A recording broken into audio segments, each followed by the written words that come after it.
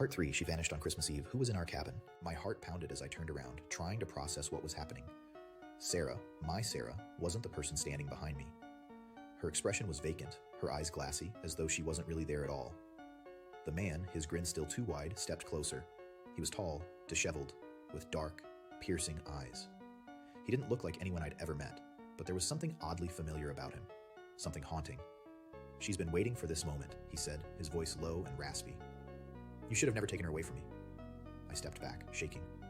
"What are you talking about? Who are you?" His smile faded. "I've been watching you both for months. She thought she could escape, but no one can escape me."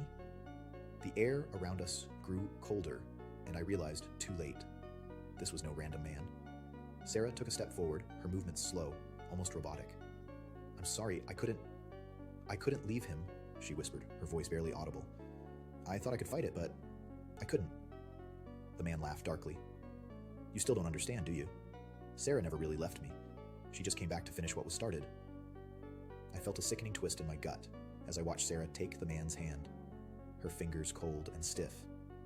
He led her toward the woods as though she were his to control. I couldn't let this happen. I had to save her. But before I could take a step forward, the man turned, his eyes gleaming with malice. "You're not going anywhere," he said, his voice sharp and final. And in that moment, I realized Sarah wasn't coming back. She was gone, lost to something much darker than I could ever understand. And I was left alone, trapped in a holiday that had gone terribly wrong.